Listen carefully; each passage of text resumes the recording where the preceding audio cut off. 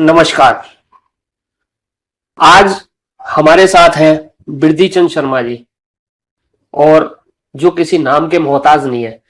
जैसा कि सबको पता है कि आज राजस्थान की राजनीति में एक बहुत बड़ा बदलाव हुआ है। बदलाव क्या है वो सबको पता है, और हमारे चैनल पे सबसे पहला इंटरव्यू बिरधी चंद शर्मा जी हमारे साथ जुड़ चुके हैं, जो किसी नाम के मोहताज नहीं है।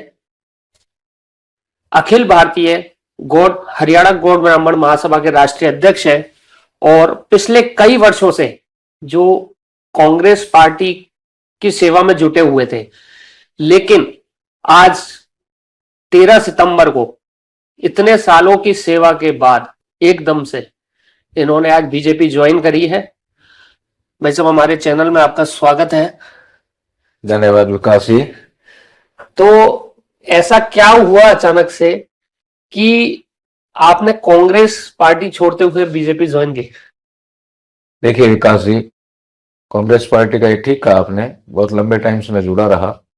पार्टी के विभिन्न पदों पे मैंने काम किया, लेकिन उन कामों के प्रति जो वफादारी रही उसकी अनुपालना के अंदर जो एक नई स्थानीय जो जनता थी, जो मेरे साथ में लोग जुड़े हुए थे, मेरे साथी लोग थे, उनको हकों की रक्षा बन नहीं पाई कांग्रेस पार्टी से। और इन सारी चीजों का जो एक ने काफी चिंतन मंथन करने के उपरांत मैंने निर्णय लिया कि मुझे भारतीय जनता पार्टी ज्वाइन करनी चाहिए। क्यों करनी चाहिए, ये भी एक विशेष बात है। इसमें ये कहना चाहूंगा कि मैंने भारत के लोकप्रिय प्रधानमंत्री नरेंद्र मोदी जी की जो एक व्यवस्था जो रही, उन्होंने राष्ट्रवाद और देश की अखंडता को मजबूत करने में, साथ में विशाल राम मंदिर का निर्माण करवाना, धारा 370 को हटाना और स्वर्ण कास्ट को 10% का आरक्षण देना, साथ में और भी नरेंद्र मोदी जी ने इस देश को नई दिशा दी है और देश बहुत तेजी के साथ में आगे बढ़ता जा रहा है। साथ में मैं ये भी कहूंगा कि नरेंद्र मोदी जी ने पूरे भारत में नहीं, विदेशों में जो एक भारत का एक डंका बजाया है कि जिसमें पूरा विश्व भारत की ओर देख रहा है। इन सारी चीजों को देखने के उपरांत मैंने ये सोचा कि नरेंद्र मोदी जी की विचारधारा जो एक ने बहुत अच्छी है, देश की दिशा और दशा के लिए, देश की मजबूती के लिए नरेंद्र मोदी जी के हाथ मजबूत करना हमारे लिए अच्छा रहेगा। और इन्हीं बातों का अनुसरण करते हुए मैंने भारतीय जनता पार्टी जो है आज ज्वाइन करी है। आप इस समय समाज के राष्ट्रीय स्तर के नेता हैं, राष्ट्रीय स्तर के समाज सेवक हैं, पूरे देश में आपका वर्चस्व है। तो एकदम से पार्टी को छोड़ने के बाद बीजेपी को कहीं ना कहीं तो समाज के स्तर पे फायदा मिलेगा।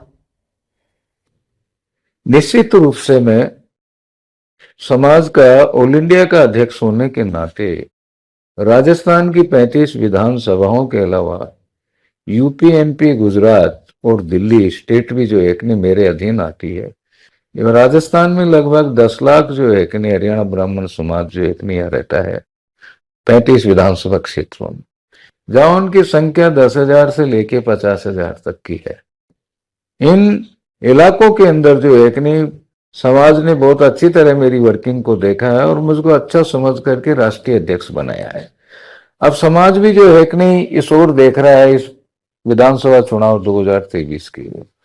तो ऐसी स्थिति के अंदर जो है समाज के लोगों का ये मानना था मेरे साथ में कि हमको हमारे समाज को आगे ले जाने के लिए, देश को आगे पहुंचाने के लिए, देश की सेवा करने वाले लोगों का हौसला अफजाई करने के लिए, इलाकों का विकास करवाने के लिए इनमें भारतीय जनता पार्टी के अलावा कोई विकल्प नहीं बचता है। और ये इसी को सही मानते हुए हमने भारतीय जनता पार्टी का हमने आज ज्वाइन किया है आज जो है। और मुझे बहुत अच्छा लगा कि एक तरह से मैं जो एक नहीं 30 साल से जो है कांग्रेस पार्टी में काम करते हुए जो है कि नहीं अच्छा मेरा प्रदर्शन बढ़िया रहा। बार बार पार्टी ने मुझे जो है कि नहीं आगे भी बढ़ाया, लेकिन संगठन की जिम्मेदारी के अलावा जो एक नहीं, जो जो मुद्दों के ऊपर मेरी पार्टी से बात हुई, सांगानेर के विकास के बारे में बात हुई, तो हमेशा उनको अनदेखा किया गया, जिससे स्थानीय सांगानेर के विधानसभा क्षेत्र के लोगों में भारी रोष रहा। मैंने काफी शेयर करने की कोशिश करी, लेकिन दूर हटते गए। और आज ऐसी स्थिति के अंदर जो एक नहीं, सारे लोगों की भावनाओं को समावेश करते हुए, साथियों का, मेरे महासभा के साथियों का समावेश करते हुए कदम मैंने उठाया है और मुझे बहुत अच्छा लग रहा है। कांग्रेस में आपने लगातार सांगानेर विधानसभा में काम किया है, उसके बाद आपने सामाजिक स्तर पे पूरे राजस्थान को आपने नापा, आपके सामाजिक स्तर पे, राजनीतिक स्तर पे, क्योंकि ये नहीं कह सकते कि आपका राजनीतिक स्तर कोई कम है, राजनीतिक स्तर आपका समाज से भी बढ़ के है, क्योंकि आपने इतने सालों से अपनी सेवाएं दी है पार्टी में। तो आज आपने भाजपा ज्वाइन की है, तो भाजपा में आप आगे अपना अस्तित्व क्या देखते हैं, सांगानेर विधानसभा या और कोई जगह?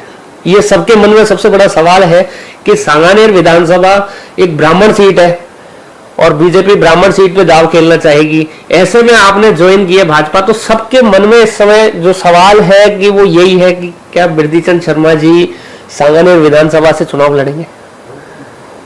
देखिए, मैं आपकी जानकारी में लाना चाहता हूँ कि मैंने आज भारतीय जनता पार्टी ज्वाइन करते ही भारतीय जनता पार्टी वाले जो पदाधिकारी लोग थे जिन्होंने मुझे ज्वाइन कराया है, उनके सामने मैंने कोई कंडीशन नहीं रखी है। मैं उनको ये आश्वस्त किया है मैंने कि आप जो भी मुझे पार्टी लेवल के ऊपर मुझसे जहाँ भी आप काम लेना चाहते हैं वहाँ मुझे आप काम में लें। मैं सदैव काम में तो भाई साहब कांग्रेस ने भी काफी लिया, इतने समय से कांग्रेस पार्टी में भी आपको काम में लिया, आपने पूरी सेवाएं दी है, तो भाजपा में आने का कुछ तो मकसद होगा, कहीं ना कहीं कोई ना कोई तो बात होगी। देखिए, ये तो भारतीय जनता पार्टी को देखना है कि वो मुझे कहाँ उपयुक्त समझती है। मुझे सांगानेर उपयुक्त समझती है, जयपुर में और सीटों पर उपयुक्त समझती है, या दौसा उपयुक्त समझती है, राजस्थान के कौन से कोने में वो मुझे उपयुक्त समझती है। सुनने में यह भी आ रहा है कि दौसा भी आपके लिए प्रबल दावेदारी मानी जा रही है। देखिए, मैं सोशल काम करता हूँ, मेरे हर महीने 2 महीने के अंदर कार्यक्रम होते हैं।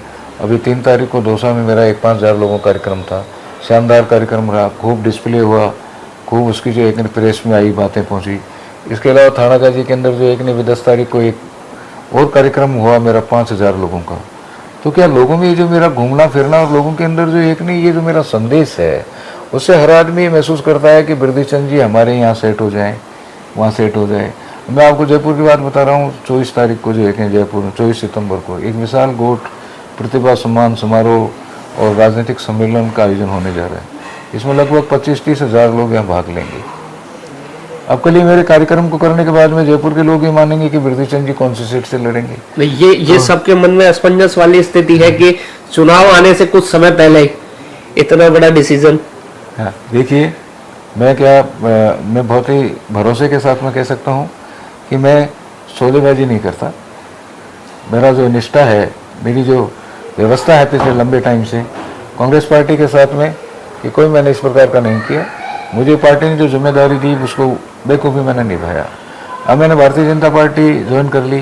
भारतीय जनता पार्टी संगठन पार्टी मुझे कहाँ उपयोग में लेना चाहती है या मुझे कहाँ से चुनाव लड़ाना है या नहीं लड़ाना है, ये भारतीय जनता पार्टी को तय करना है।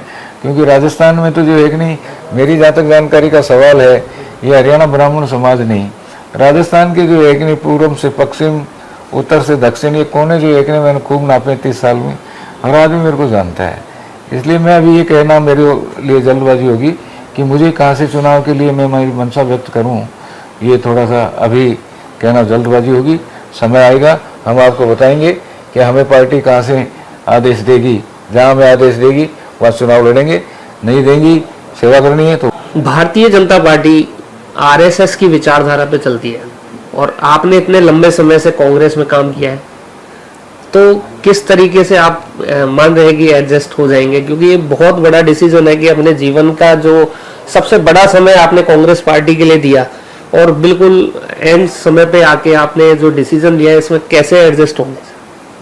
देखिए, मैं जो एक ऐसे परिवार से जुड़ा हुआ हूँ कि मेरे पिताजी बहुत लंबे टाइम पे यहाँ के सरपंच रहे हैं और वो धार्मिक विचारधारा से शुरू से जुड़े रहे हैं। ये पूरा सांगानेर नहीं राजस्थान जानता है।